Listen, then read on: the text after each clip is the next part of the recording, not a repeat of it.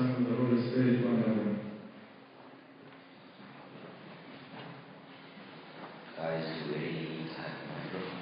Yeah, I was going to ask actually. Yes. Sorry? I was going to ask if you could not use it. Not use it. Excellent. This is exactly what I want. For the next half an hour or so, you have to put up with me, with my accent, which looks like an Aussie accent, but with an Egyptian flavor and a bit of French in the middle. So it's something very unique. You will never see it again. So you're blessed. Okay. I know I'm talking to the converted. I know that we're talking here about homosexuality. Everybody's going to say, yeah, of course not me, not us, not in our community. We're safe, we're sane, and everything else, which I don't believe. I believe that homosexuality does exist, and homosexuality is a real issue. Maybe not with the people in front of me now, but it is a real issue. Has been an issue in Egypt. It's an issue in the Middle East. It's an issue in Australia. It's an issue everywhere. Have you ever heard about somebody having homosexuality? Only 1, 2, 3, 4, 5, 15? Everybody. Okay. Sorry? On the news in Egypt, you know. So. In Egypt? In Egypt. Well, it's everywhere. It's everywhere. Have you ever heard about what is homosexuality? What does it mean to be homosexual? Okay, can I start first by asking, how old are you? 12? 13? 17. Sorry? 15? 16. 17? 16? Collectively 16? 25? That's very young. Okay. Balash. I don't want to know that. Okay. A little bit more than 15. Few months. Okay. All right. So I'm talking to 15 and above from what I can see. Sorry, you're 12. Okay. Okay. All right. But you know what is homosexuality. I'm not talking to kids in kinder. I'm talking to people who, well, actually kids in kinder know what is homosexuality. They know very well. Have you seen everything on the TV in the last 5 to 10 years? They talk about homosexuality very freely. Even the Simpsons and here and there and there. I mean, we cannot hide our head in the sands. We can only face reality, and this is reality. Reality is that GLBT does exist. Have you heard this term, GLBT? Well, it was made in Manhattan, so you should know that very well. Do you know what's the capital of homosexuality in the world? Yes, that's San Francisco. You're right. It's San Francisco. I remember first time I visited San Francisco, and this is in 1990. I remember my guide told me San Francisco at that time was 900,000 population, and he told me there are 900,000 population in the city of San Francisco, and they have 1 million gay. You got the joke? You got the meaning here? And he told me in 1990, he told me, wherever you see the flag, the rainbow flag, this is a flat or a house where a homosexual live. And I was in Stockton. I don't know if you know a bit of geography.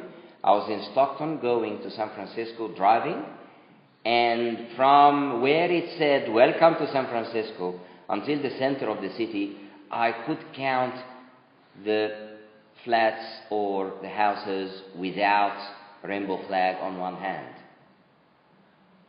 because everybody had a rainbow flag everywhere. You can tell it's the Republic of the Rainbow Flag.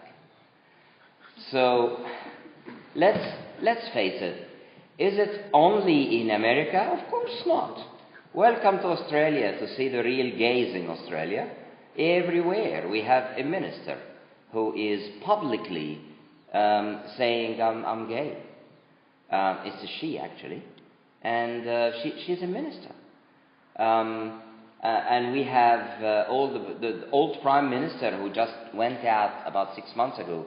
It was a she, and she was saying, I'm atheist, I don't have a religion, and I welcome all the gays in my cabinet. So in the few ministers around her, she had a number of them, we don't know how many. Is it something only for the Aussies? Of course not. Do we have in our community the Coptic Orthodox Egyptian guys and girls? Do we have gays over there? Of course we do. Let's face it. We have people after they got married. We have people who... طب شد الكوبس. طب طلع البطارية.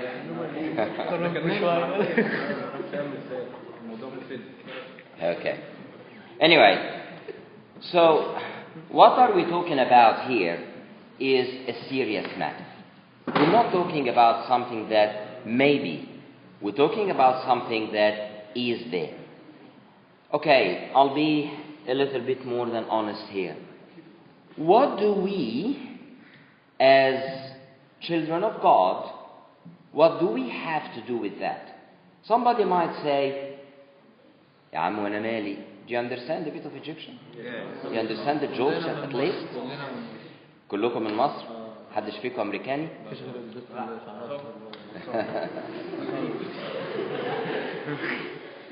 لا أنت كده من شبرا بقى. حلوان. ده من شبرا. هو من احنا من اسكندريه وهي من شبرا. خلاص يعني انتهت. ايه ده شيخ الحاره قاعد معانا. Okay. So, what's the story here? Do we have to do anything about it? Well, it's a question mark, and it's a question for each and every one of us. Do we really have to do something or not? Probably not. But at least we know the reality, and this is the issue. We should know the reality. We should know where this has come from. We should know all the theories around it. I don't know about the media in America, but I'm aware of the media in Australia. And the media in Australia tells you every day, it's genetic, it's genetic, it's genetic. I don't know where they got this from. Even the scientists do not say that. No one says that homosexuality is genetic. But the media is flying with it. You know, in Australia, if you have someone who comes to see you, by the way, Abuna said at the beginning that I'm a family psychology specialist. Well, this is one of my specialities.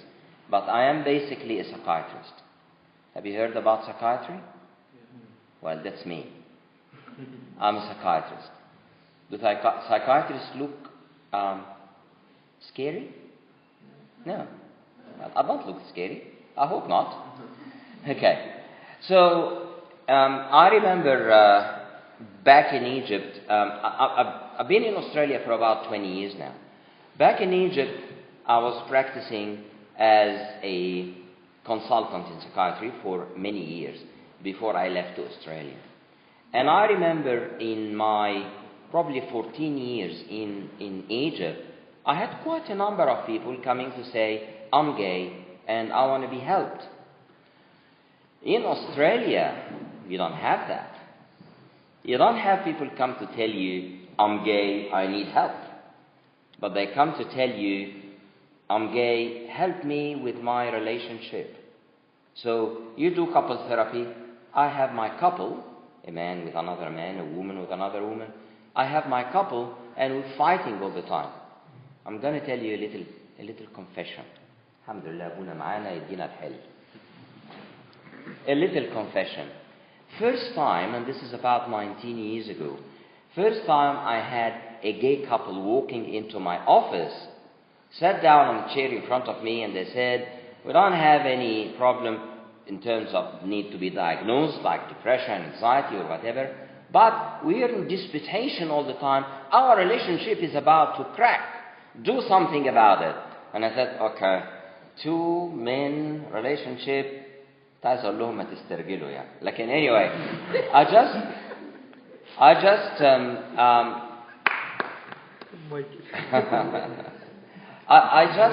because this is absolutely non-professional, if I even think like that, and I admit it was a mistake, professional mistake. I thought about it, and this is a professional mistake. And I have also to admit that even from a Christian point of view, that's not right. Because these are people who have a sin. And I'm a sinner, and everybody is. And we don't pick on each other because we're sinners. Let's be Christian and let's be honest. Anyway, so the idea is that everybody in the Western world thinks that this is genetic. People are created like that. No one is created like that, but this is what they say. People are created like that. And you just got to deal with it, which is not true. I'm going to talk a little bit about what it is. But look at, does it have a pointer? No? No? It doesn't have a pointer. We have a pointer. Oh, you have another pointer.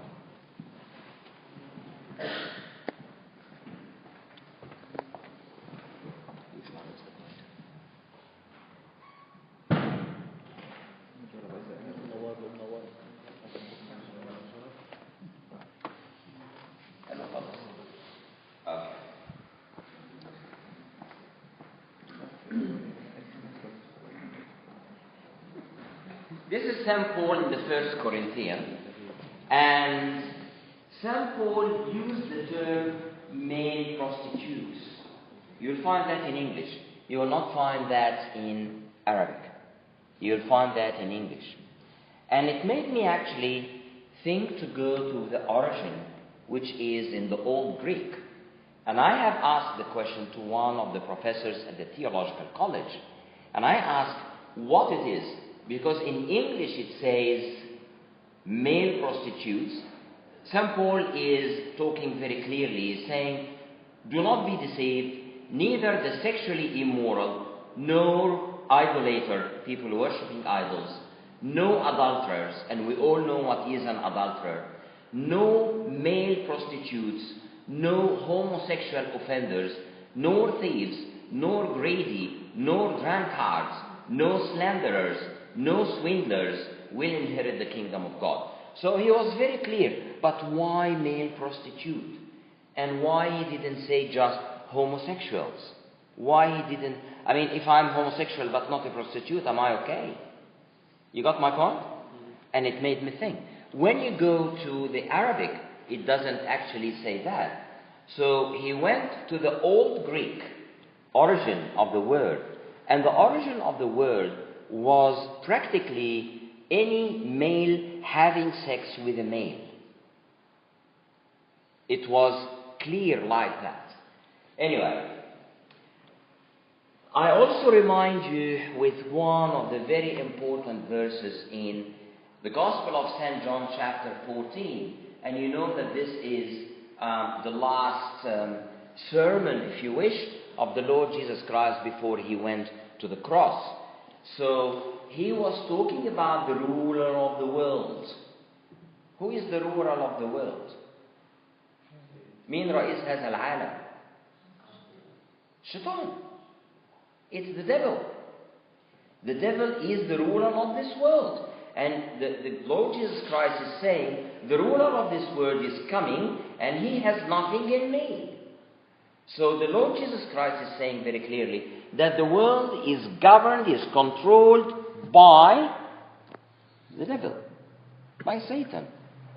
And I'm telling you, homosexuality is one of those examples.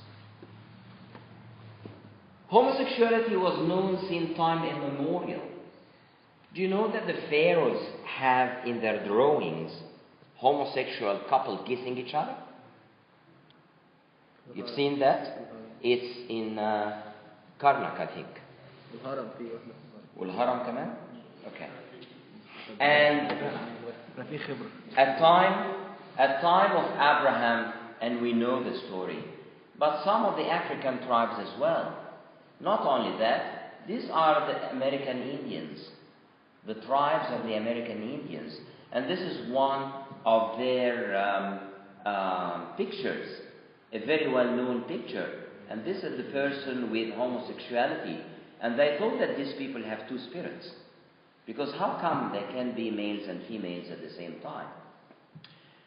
The history is very vague, and when you look at where the term has came from, it came at the end of the 19th century by a German guy called Karl Maria Kurz-Benny, and he was Austrian born, but he had parents from Germany, and he published that against the Prussian. Anyway, it was a big war at that time. If you are interested in history, there was a big war at that time between Germany and Prussia. And then in 1986, Richard von Krafft-Ebing used the term of homosexuality and heterosexuality in his very famous book, and you can find this book actually on the net, called Psychopathia Sexualis. So he was talking about people with sexual deviations, and he called them psychopath at that time. You know what's the meaning of psychopath? No? No? You don't know what is the meaning of psychopath? What's the meaning of psychopath? No. Psychopath is not mentally ill. Psychopath, yes? Someone who lost their touch with reality. Lost touch with reality, that's psychotic. No. A psychopath is a personality, it's not a disease, it's a personality that is so irritating. Hitler. To who? To himself? To himself and to others. He's so annoying to himself and to others. He's a user in many ways. And he can offend others, and he doesn't have a heart. He never regrets what he's doing. This is the definition of the word psychopath. But actually, this book, which is almost 150 years old now, Psychopathia Sexualis, was the first book to talk about the deviation in normality. So what is homosexuality? Homo or homos, as in Old Greek, means same. Sexus is sex, which is the romantic attraction. So homosexuality is sexual or romantic attraction or behavior between two people of the same gender. Now, I don't want to go into many scientific definitions, but I have to touch on some. There is something called the sexual orientation. You know what I'm talking about? What does it mean, sexual orientation? Yes? How do you portray yourself? No. This is the gender identity. We'll come to that. I'm glad you're raising this point, because there is a bit of confusion here. What is sexual orientation? Yes? Whether you're gay or straight. Thank you. Sexual orientation is how do you direct your sexual desires? To who? To a man or a woman? And who are you? So if you are a man, naturally you're attracted to a woman. If you're a woman, naturally you're attracted to a man. If you're a man attracted to a man, this is deviant, like out of the normal orientation. A woman attracted to a woman, same thing. So obviously the orientation is, how am I attracted sexually to somebody else? So what's the story here? There is a term called transsexualism. Heard about it? What is transsexualism? They change their sex. Sorry? Isn't it when they change their sex? Yes, at the end they change their sex. But why do they change their sex? Yes? They were born a certain gender, but they Absolutely. They have the morphology. Do you know what's the meaning of morphology? Physical appearance. They have the morphology of a certain gender, and they feel as if they are of a different gender. And I remember in Egypt, first person I've ever seen with transsexualism, I was very new in the field. This is going back 33 years ago. Early 80s, right? Sorry? It was early 80s or early 70s? It was actually 1987. No, this is not Sally that went to the media. No. This is somebody who was just normal day-to-day outpatient clinic. And this person came, it was a boy, and came with his mother. And he was about 16 or so. And his mother told me, I'll say it in Egyptian, if you don't understand, tell me and I will translate it. How many do not understand Egyptian at all? You all understand Arabic?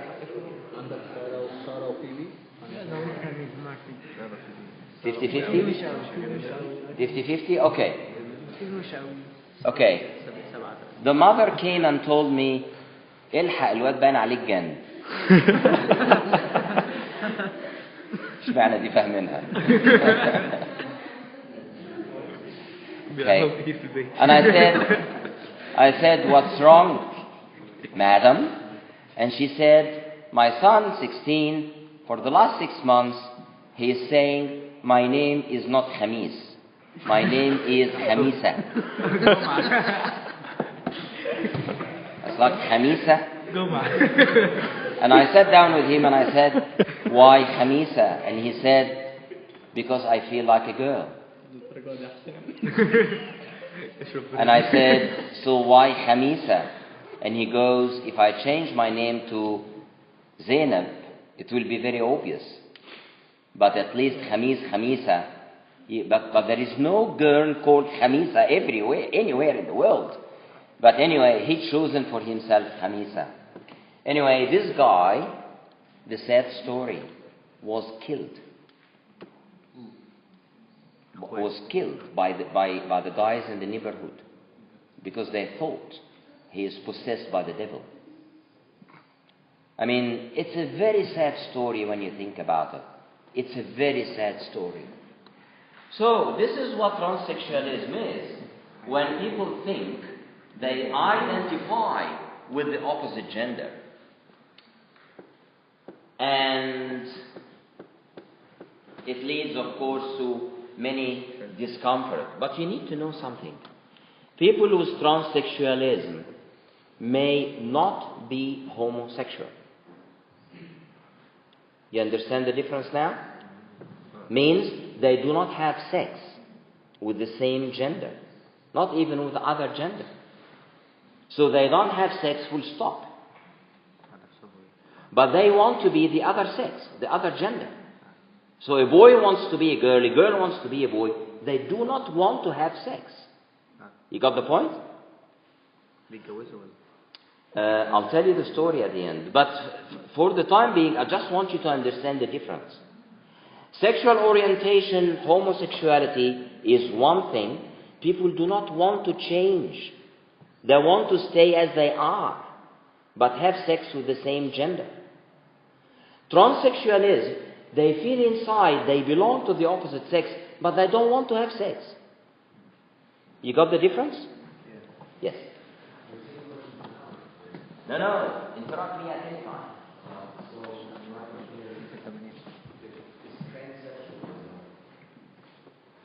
Is it natural? Is it a natural feeling, or do they choose to be transsexual?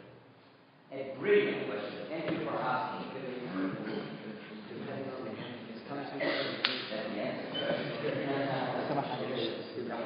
The answer is coming in the presentation. It's a brilliant question. Thank you for asking. Okay. So, what are the basics? No. This is M15. He cannot come.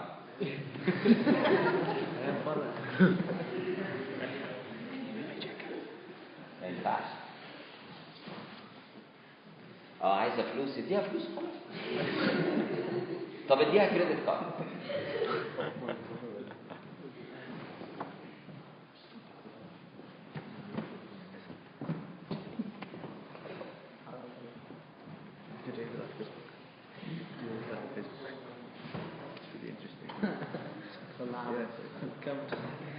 So why people, what's the basics? What's the basic science here?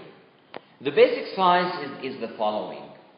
We have what we call the biological sex, which is the body, how it is formed, all the glands inside, and the hormones secreted by the glands, and the morphology, the appearance of the body. And we have something else called the gender identity. So how you feel about yourself. So there is the biological sex, and there is the gender identity, and then there is the social identity role.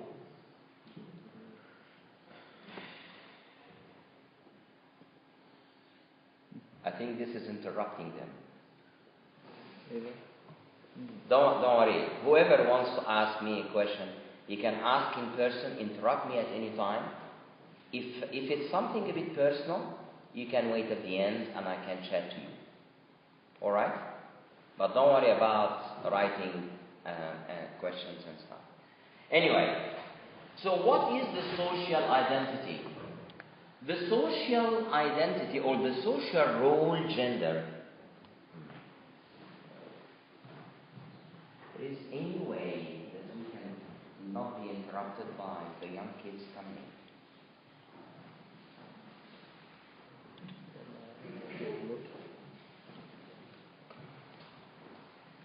So what is the social role identity? This is something that is purely cultural. What does it mean? It means what is expected of the male and what is expected of the female as a social role. And this is purely cultural. Even when you go to Egypt, you find that the gender role is different in rural areas, in small towns, country towns, from the big cities. And even within the big cities, the role of the male and the role of the female differs from Zawiya al-Hamra to Garden City. So you find lots of differences. So the social gender role is different from one culture to the other. Now, talking about how big the problem is. Homosexuality expected to have 9 million in USA. Do you know what? I don't believe it. I don't believe it. 1 million exists in San Francisco. How about the rest of the country? I think 9 million is probably what you can expect in a country like Australia. Australia population is 30 million. I think they have at least 5 to 6 million gays. At least, if not more. So we're talking about a massive number. I don't believe that. The prevalence is difficult to be assessed, as we know, because people don't publicly admit. Otherwise, they can be discriminated. But switchers are very common. You know what I mean by switchers? People who are like heterosexual, they have sex with the opposite sex. And then all of a sudden, at the age of 35, they say, I discovered that I'm homosexual. Well, you're laughing about this? I have seen people getting married, having kids. And after they become in their mid-30s, maybe 40s, they say, I think I've done a mistake. I should have lived a homosexual life.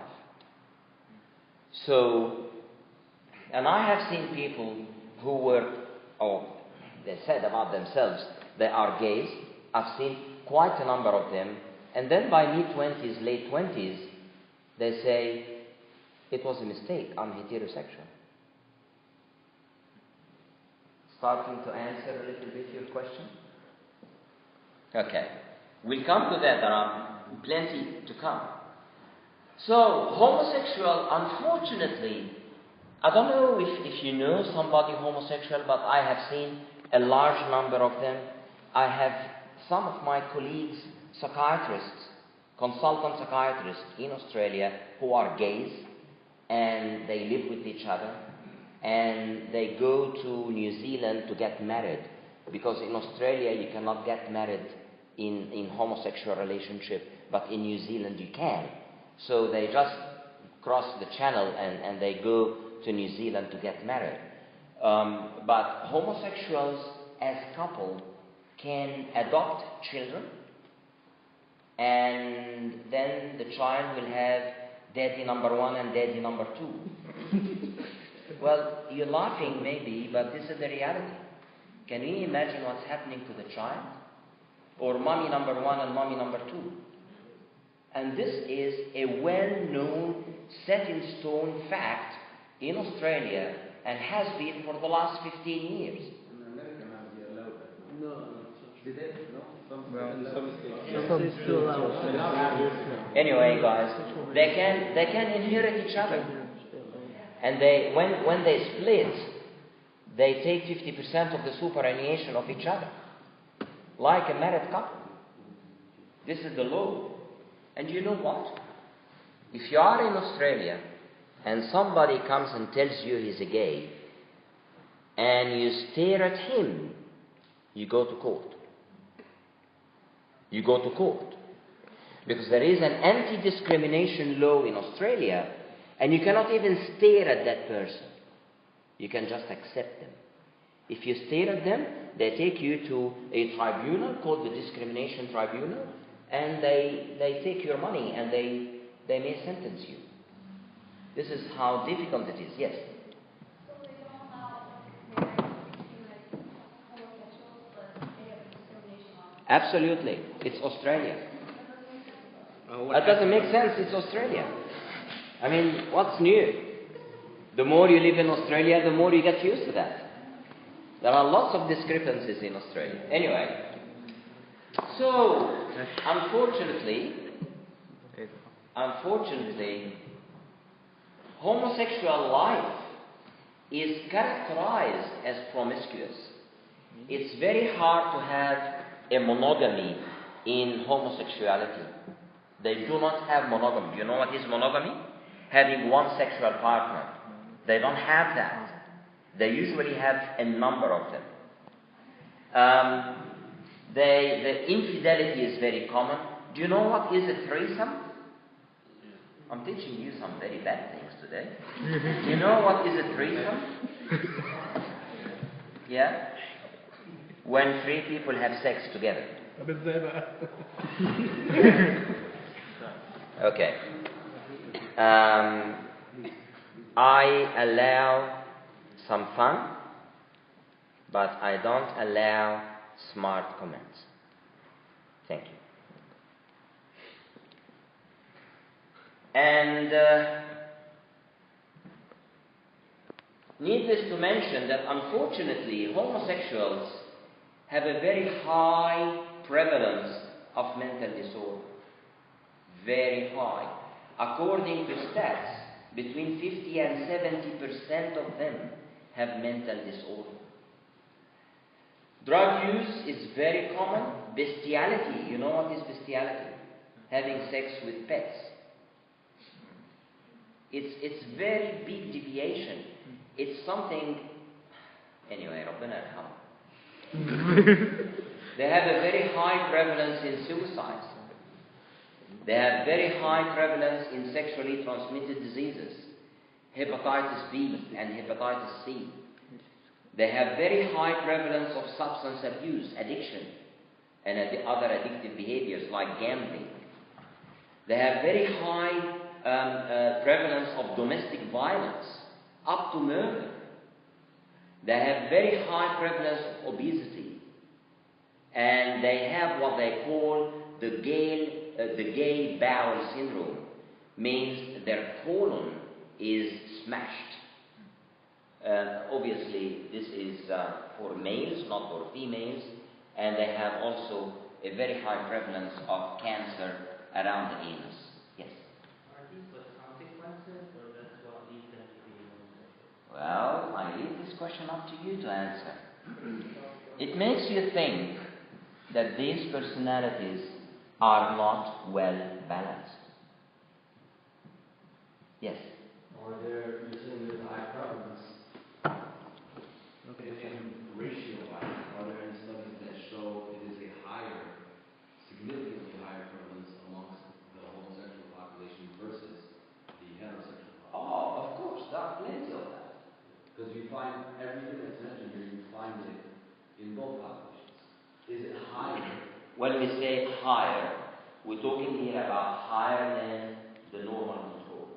I'll give you an example. Mental disorder in the general population, psychosis is roughly around 2 to 3%. With them, it's more than 20%. Addictive behavior in the normal population is talking roughly about 20 to 30%. With them, it's over 70%. And so on. And you find, for example, suicide. Suicide is roughly around 9% of the normal population. Suicide behavior, not actual suicide. But suicide behavior is about 9% of the normal population. With them, it's over 50%. And so on. All of these just indicate that these personalities are not well balanced. Why is what we're going to be talking about in a minute. What are the public attitudes? Don't worry about that. Don't worry about that. Why people might develop homosexuality? What's the physiology here?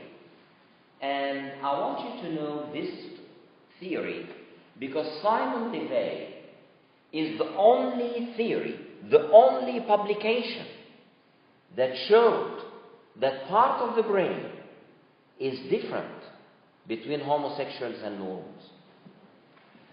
Simon LeVay done what they call a PET scan.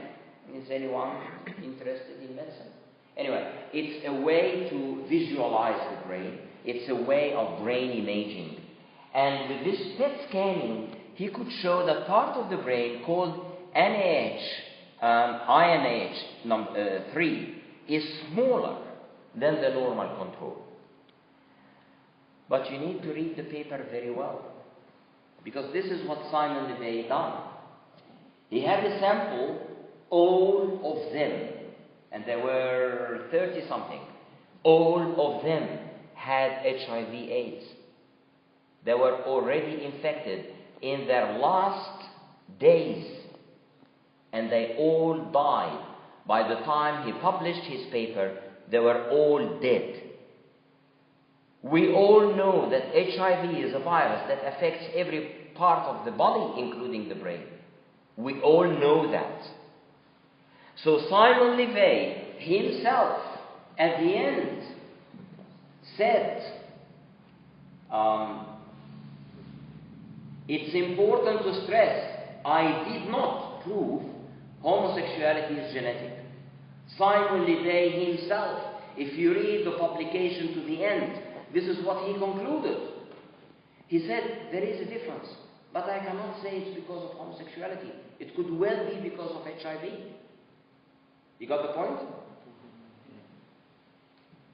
And he did not find any causality between homosexuality and any of the genes. Yes?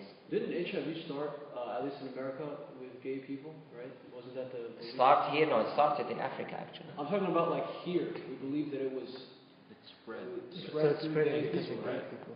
That was the issue. Because Yes, they didn't yes. do the monogamy thing. Correct. It was amongst gay people and IV users, IV drug users. Yes. Anyway, so I just want you to know the Simon LeVay because this is the only theory that spoke about possibility of genes.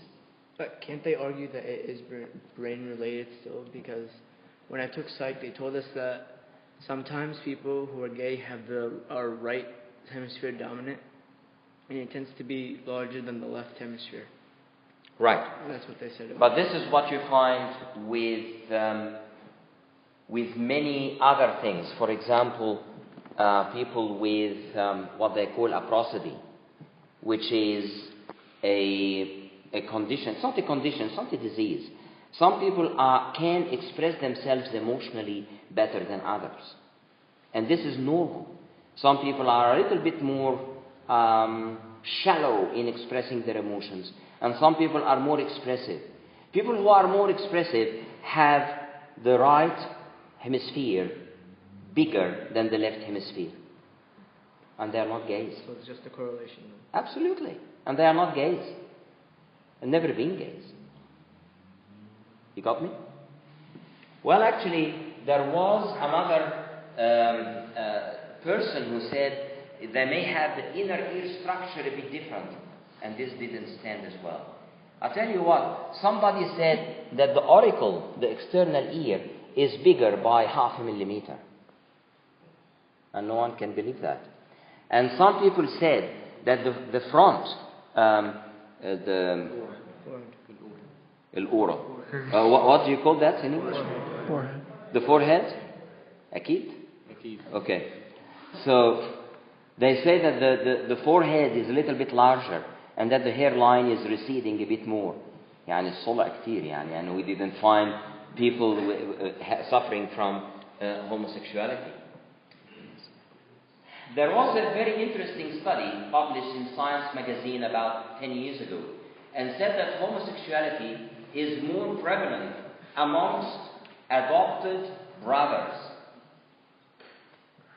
than biological twins. Now, are you scientific in your thinking? What does this mean? If you have a disease that is genetic, you will find that the prevalence amongst twins very high, because they have more or less the same genetic composition. But when they find it very low compared to adopted brothers, what does it tell you? You know, adopted brothers, they don't share any genes, but they share that upbringing. You start now to understand where this comes from? So it's nature versus nurture. Then. No, nurture versus nature. Do you start to understand it now? So where homosexuality comes from, where the identity comes from the upbringing. Do you now understand why we should be spending much more time with parents and parents-to-be to talk about upbringing? Because there could be unintentional mistakes that can lead to problems later in life. Yes? Would you agree that individually we are all a product of both our environment, nurture, and nature? Correct. Correct. So we have this example here, which leads us to conclude that homosexuality is a process of nurture. Now, let me give you another hypothetical, which we find historically true. Yeah. You have a person who claims he or she is homosexual and is requesting electroshock therapy to rid them of their disease. In That's that, not a disease, but anyway. or what they think it is, and they want to get rid of it. But it's not a disease. It's exactly like addiction. Addiction is not a disease. Anyway. So they've never embraced that lifestyle, never engaged in the actual action of sex with the same sex, yet they want to grow up, they want to change. How do you reconcile that with that? That's another proof. What you're telling me proves what I'm saying. When somebody has a certain behavior or inclination they don't like, whether it's because the way they've been brought up or not, and they want to change it, and they can change it, whether by long-term counseling or by shock therapy. By the way, shock therapy never worked for them. But by shock therapy, it just means that they want to change what it is. Can you change a disease by shock therapy? No. No. I'll tell you what. Diabetes is genetic. We can dispute that. It's well known fact. Diabetes is genetic. Can you change the genes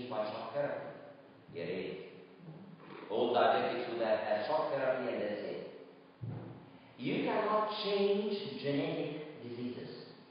You can only control them. So the diabetic has to take tablets and injections all his life to control the blood sugar. But you cannot change the disease. You got the point? But you can change an attitude. You can change a character. You can change a personality trait.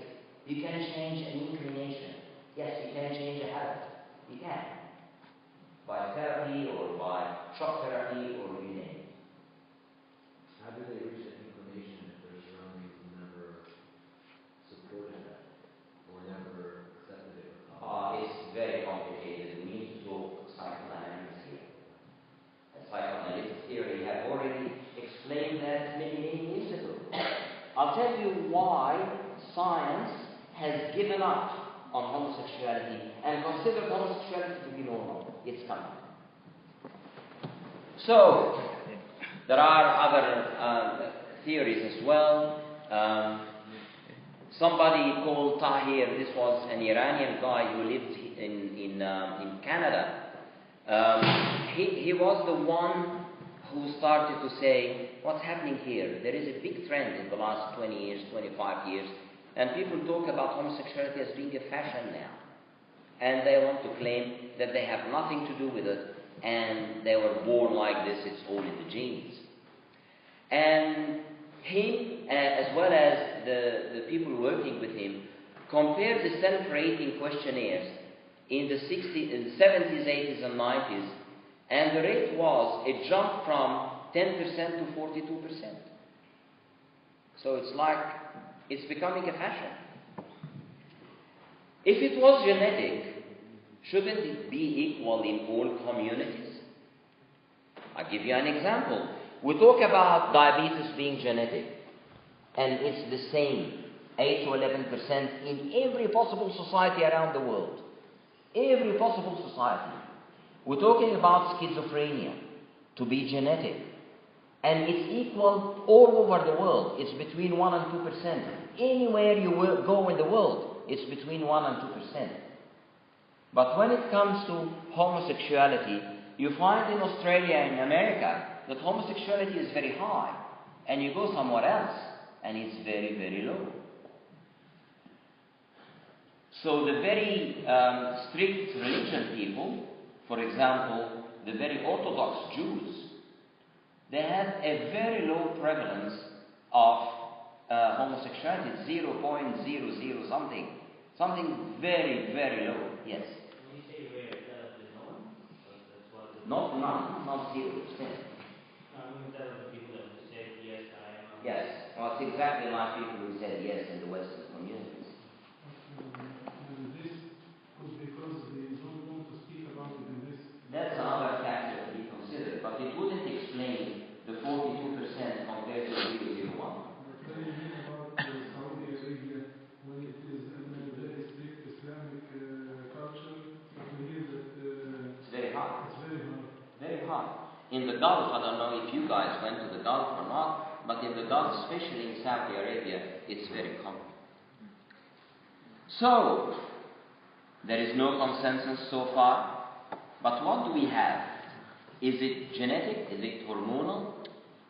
Some of the studies were done on the children inside the womb of their mothers during the fetal life.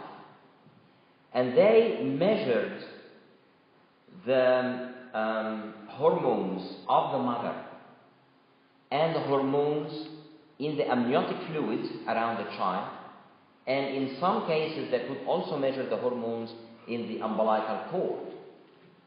And they found and followed up these children for 15 years thereafter, and there is no correlation between how high or how low the hormones are.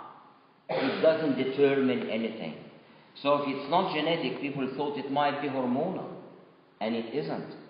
Another study that is not mentioned here actually by a guy called Stephen Stahl in Cambridge, and he tried, and this is only published I think 18 months ago, and he tried to look at what they call the estrogen signs in morphology.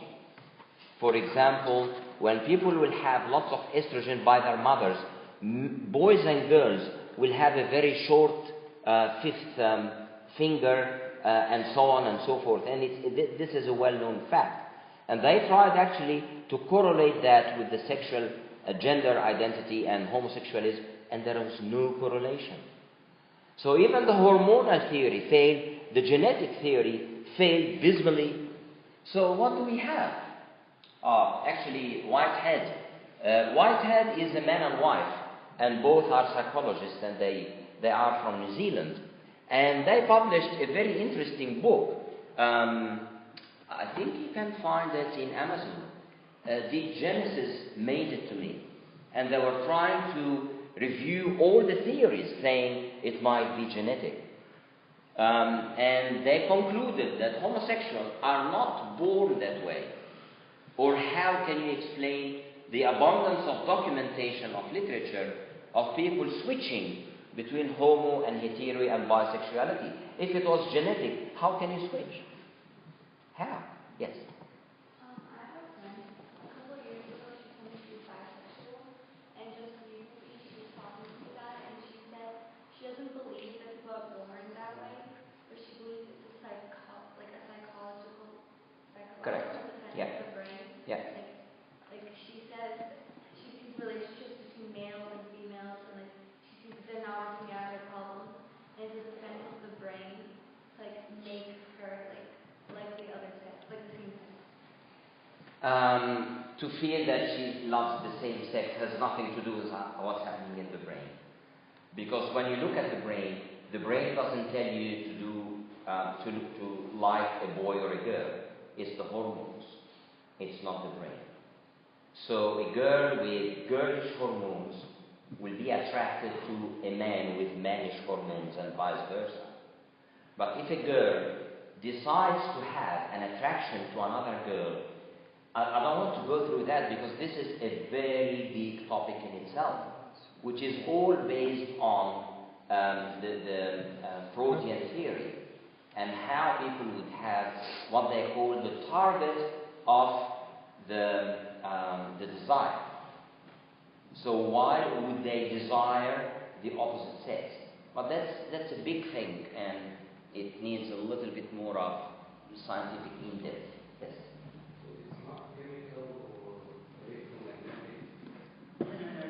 No. We don't have any theory, which I said, we don't have any evidence for that.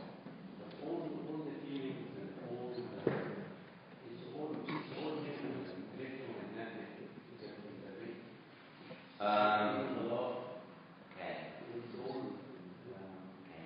Okay. I'm talking to you now, I'm thinking, and it's all chemistry going on in my brain. Everything we do, we feel, we plan, we think about, we move, everything is translated into chemistry in our brain. But our brain does not dictate us. Otherwise, I would stand up on the day of judgment, go to God and tell Him, don't judge me, it was my ignorance. You got it? Everything that is chemistry in the brain is not exactly what the brain is imposing on me. The brain doesn't impose on me. Otherwise, I would do anything under the sun. I would go and steal and rob a bank, and I would say, it's my chemicals. Cannot do that. I control my brain, not the opposite. Anyway, I would love to talk about the brain in much more depth. I would love to talk about the psychodynamic theories, but it's too big. Too big. But think about it. Why would God be so harsh on the sinners, for example, on people who are pretentious? The Lord was very harsh with the Pharisees and the high priests because they were pretentious. They could have stood up and said, hey, Jesus Christ, don't judge us. It's my brain chemistry. Now, why would St. Paul say, you are without an excuse, man? I control my behavior. I control my inclinations. I control my feelings. Why would society prosecute in very harsh terms pedophilics? And they put them in jail. They could have said, it's my chemistry, God. It's my chemistry society. You go to the judge and say, my chemistry told me to jump on the child. That's not true. I control things. Myself moving my finger like this, it's all chemistry, but it's my making. We need to talk a lot about the different areas of the brain. But in very short, I'll draw a line here and try to mention with me. In the brain, there is a superficial area of the brain called the cortex.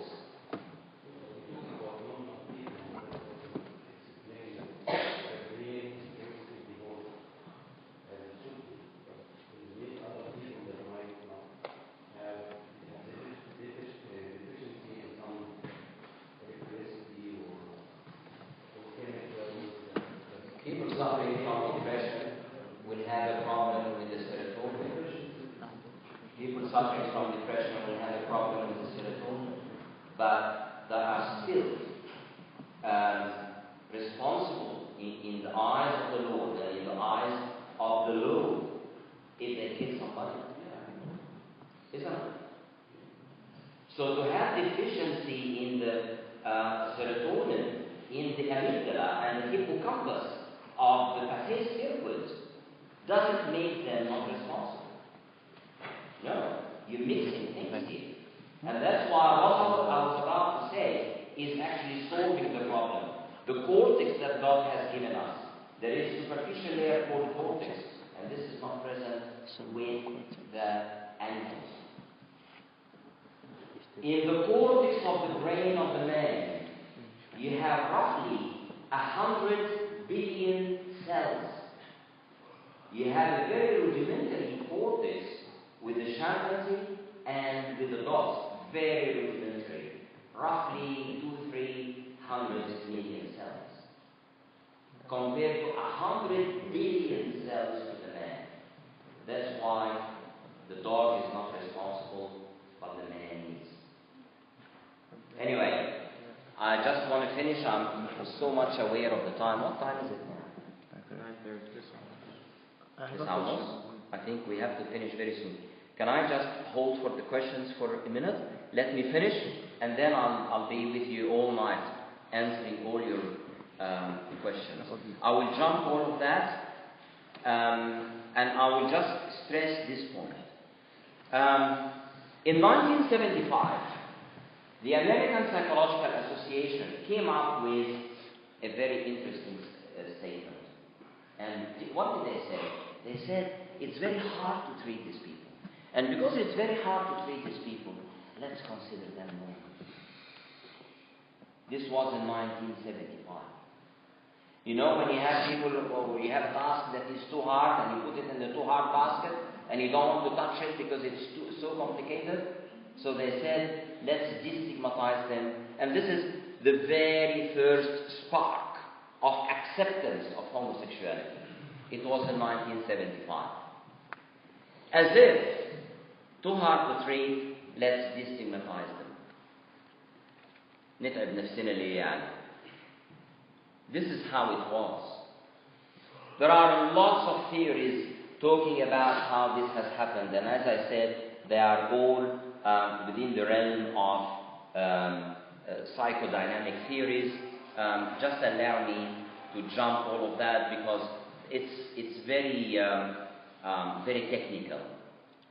And talking about childhood molestation and its role in forming homosexuality, and talking about adolescent homosexuality and where this comes from. All of these are too complicated, and I don't think we have the time to talk about them. In 1983, the American Psychiatric Association, that I'm a fellow with, they came up and said, let's remove the term homosexuality from the disease list. Until 1982, it was a disease. Disease means what? Means it's a deviation from normality and people can seek help for it. In 1983, they said let's remove it. In the very famous DSM classification of diseases in 1983, they even in October 2013, last year, they had a big celebration to celebrate 30 years of not touching homosexuality. Do you know what's the ramification here?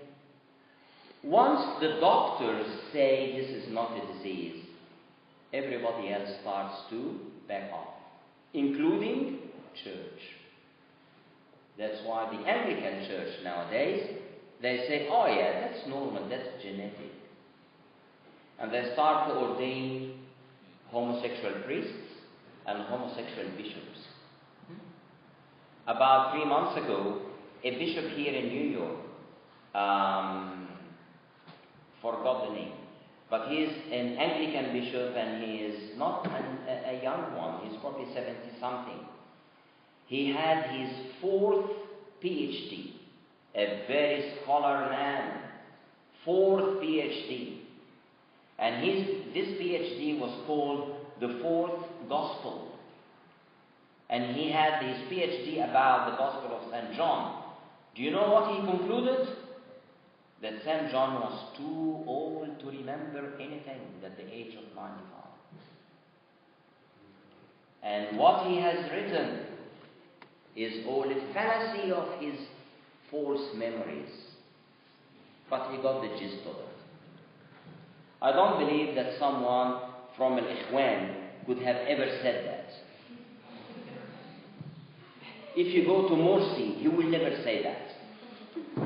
But we have a Christian bishop having a PhD and people applauding him, his 4th PhD. He is very high up in the Anglican Church.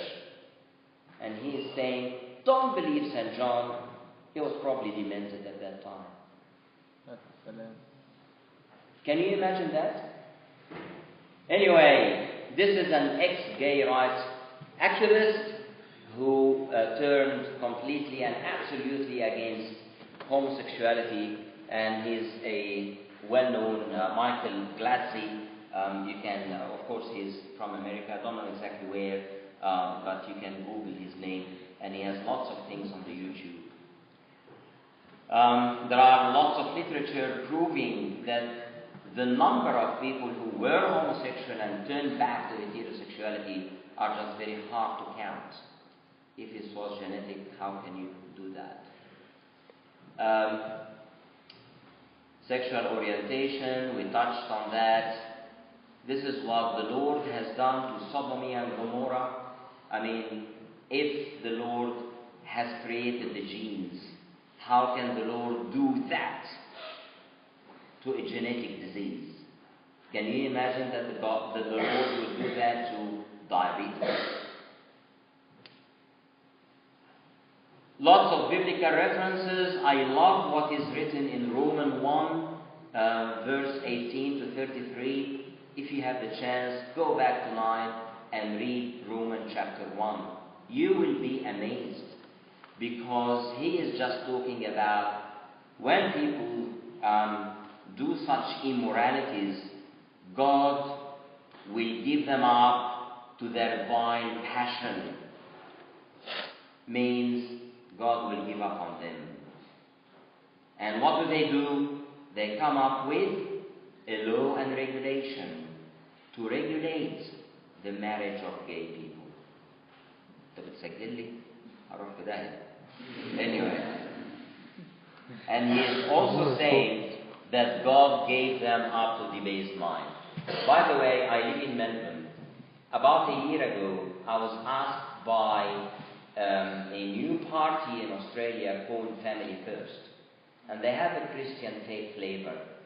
And they asked me to go to Perth, which is interstate, and give a lecture about in university there, called Curtin University, and give a lecture about homosexuality. And I said, I can go, I can give the lecture, but you know my stand, and I'm very biblical in my mentality. And they said, yeah, no problem, but be prepared. You'll probably be egged on many occasions during your lecture, and I said I have no problem with that. Do you know what?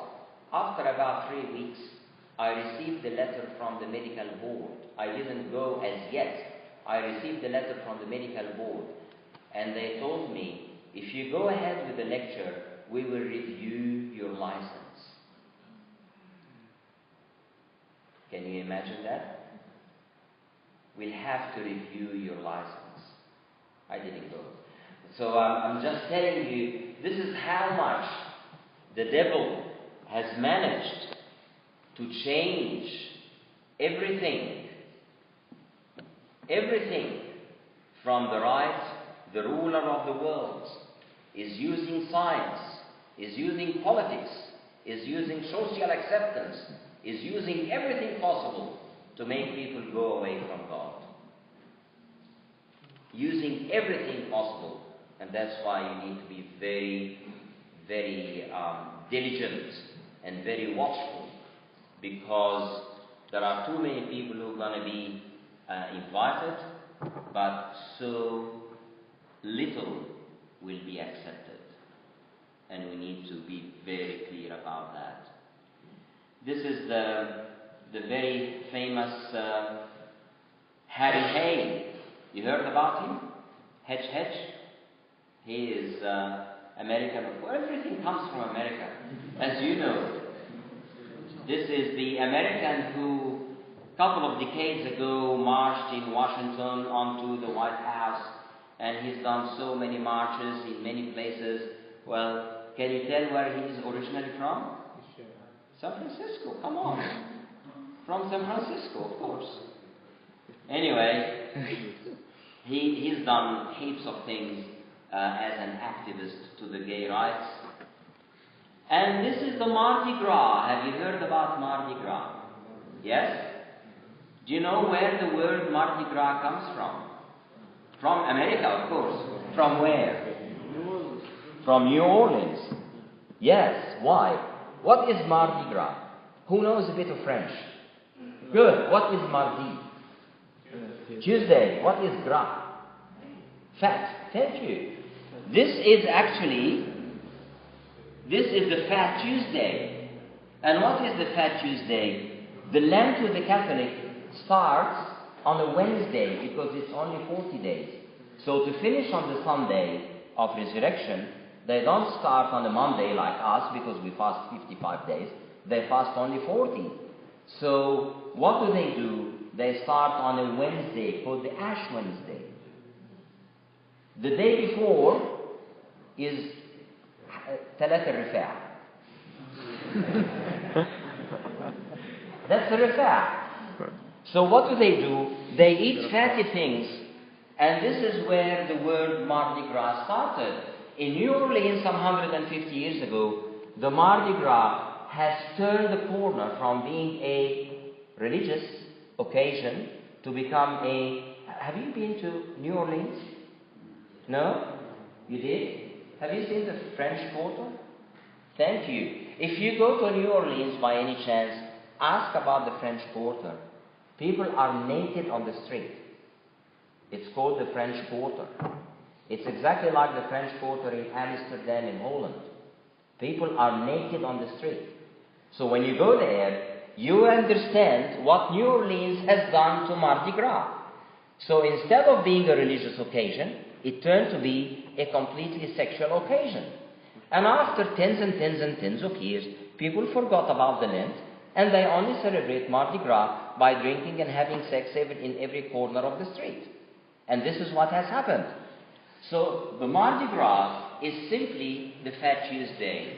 This is the Mardi Gras in Sydney, Australia. 100,000 people minimum every year. They gather in Sydney and they have a huge gathering. Do you know what the Coptic youth do on that day? They have overnight tasbihah. Just praying for them. Praying for them. Because all these people don't even know what they are doing. I have, actually, when I first went to Australia, this was something that they would expose live on the TV, on the official channel. And it's just disgusting to say, the gaze of the police. So they walk the gaze of the police, men and women. And the gaze of the Navy, men and women. And the gaze of the Anglican Church, men and women. And the gaze of the convent, so and so and so, men and women. The gaze of Sydney University, men and women. The sad story. Last year, there were a number of Coptic gays who wanted to join the parade. And I thank God that they didn't. But they have CopticGays.com. I think many of you have seen the website, CopticGays.com, and they just insult everybody who talks about homosexuality in a religious way, including my name. You'll find my name there. Anyway, this is Beyond Blue. So, who are we? I just want to read this one and I will stop here. I am, myself is what I choose to be and become. Myself is the collective awareness of my standards, morals and conscience. Myself is what I want to be. Myself is not imposed on me by any way. Myself is the gift of the Creator and His holy gifts, Holy Spirit gifts, in the holy sacrament of my room. Thank you very much, guys, for listening. I'm sorry I've taken your time. Just remember me in your prayers when you pray. And thank you. Thank you. Just have a question for you. What's our role as a Christian? The speech she gave now, if you give it in Canada, you will be locked right now. And it's coming here, of course. I'll be what? Locked in? Yeah, you will lock it in Canada. ممكن أسافر دلوقتي. Yeah, it's true. Which is said. But what's our role as Christians? Well, I don't believe that we have many rules. And I also liken that to the sexual immorality of the boys and girls around us. Boys and girls around us and their parents talk about sex as a free trade. There is nothing called marriage or the sacrament of marriage or matrimony. Once you're 12, 13, 14, you should have sex. If you don't have sex, they look at you as if you're an alien. You're coming from the moon or something. Well, it's exactly the same. Just by being the role model. Just by being the image of God. And this in itself is preaching in silence. I don't believe we need to do anything else.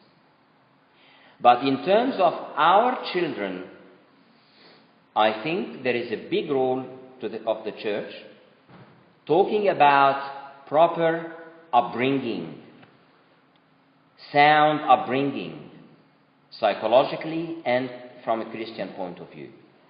Because once you have a sound upbringing, you definitely have no homosexuals, and vice versa. Thank you. Yes? Some people say like the homosexuality is not a sin. So how should I respond to that? Well, and they say that sex before marriage is not a sin. For as long as you have only one partner, that's fine.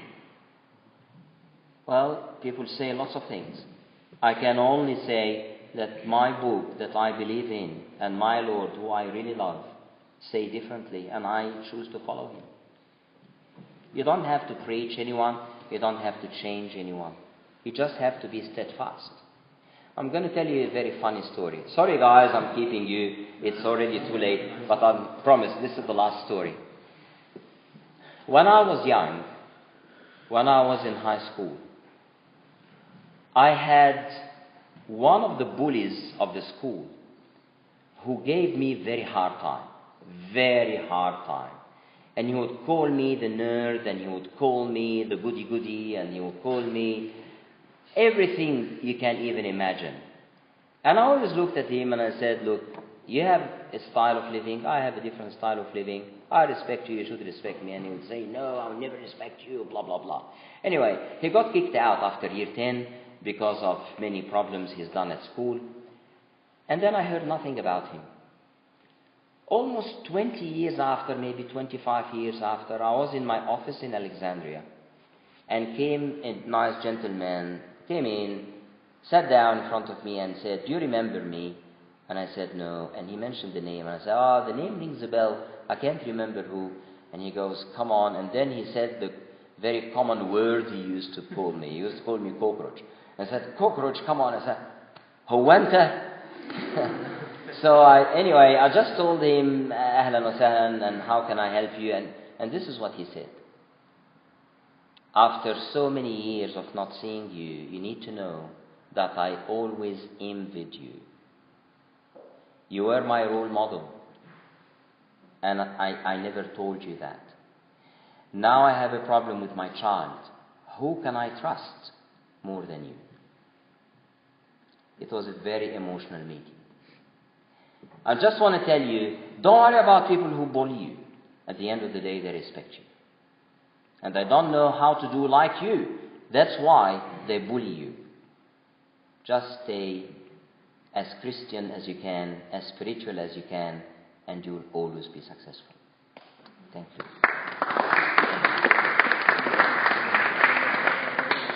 We thank Dr. Samir very much for his time and for being with us and for this very valuable knowledge.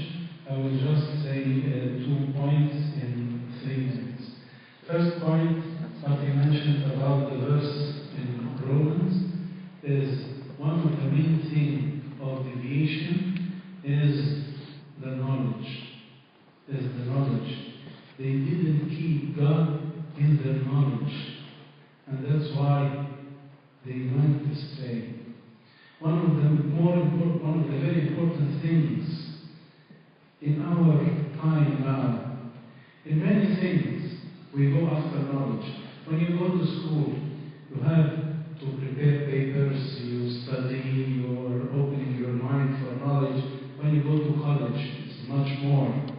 And when you go to church, you say, maybe our Father who art in heaven is enough. When we ask you something, knowledge from the Bible, you say, what? Who? Is this in the Old Testament or the New Testament?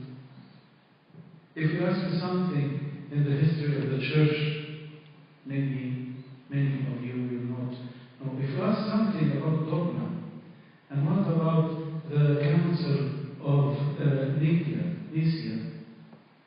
maybe you don't know anything. What they were talking about, nothing. So, I feel we have lack of true knowledge.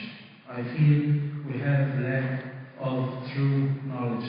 Second thing, which is very important also, it is self-centralization. And you can find people around you in this society, they are self-centralized. They are not thinking of others. Some people really think of others very well. Many people. But others, he's thinking of himself, how to amuse himself. And one of the great things about Christianity is you will not be able to know God well if you don't react with the other person beside you.